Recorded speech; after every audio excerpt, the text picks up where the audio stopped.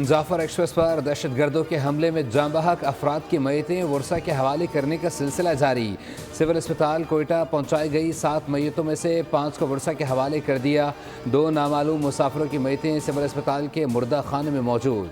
DG/ISPR lieutenant general Ahmad शरीफ चौधरी आज इस्लामाबाद में अहम प्रेस कॉन्फ्रेंस करेंगे। दोपहर 3:30 बजे सिक्योरिटी फोर्सेज के रेस्क्यू ऑपरेशन पर ब्रीफिंग दी जाएगी। वज़ीर आला बलोचिस्तान अहम निकात पेश करेंगे।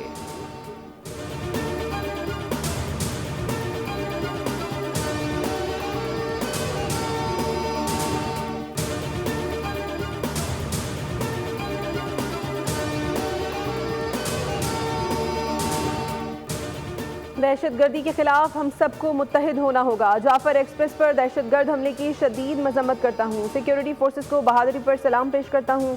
Chairman People's Party Bilawal Bhutto ने तकरीब से खिताब में कहा, हम मस्बत सियासत पर यकीन रखते हैं।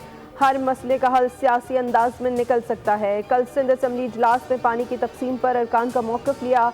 आपके तहफ़्फ़ुज़ात वफाक तक पहुँचा रहे हैं। चाहते हैं पसमानदा इलाका तरक्की करे और पानी की मुनसिफ़ाना तकसीम हो।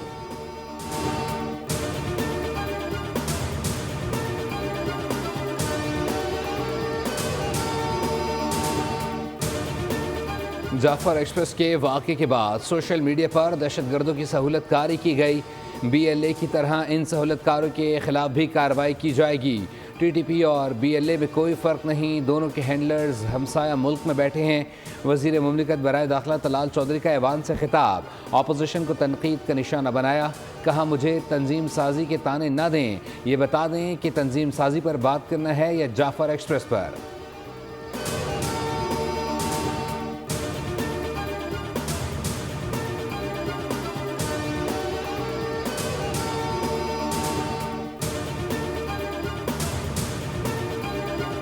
PTI दौर में दहशतगर्दी खत्म हो गई थी। जो कुछ मुल्क में हो रहा है वो PDM हुकूमत का तोहफा है। PTI रहनुमा अली मोहम्मद खान की पार्लियामेंट हाउस में मीडिया से बातचीत, कहा सारे इख्तिलाफात छोड़कर दहशतगर्दी के खिलाफ डट कर खड़े हैं। हुकूमत कारकर्दगी का जवाब देने के बजाय PTI के खिलाफ प्रोपेगेंडे में मसरूफ़ है। वज़ीर आज़म, वज़ीर दिफ़ा और वज़ीर दाखिला असम्बली में खड़े होकर जवाब दें कि दहशतगर्दी कैसे हुई।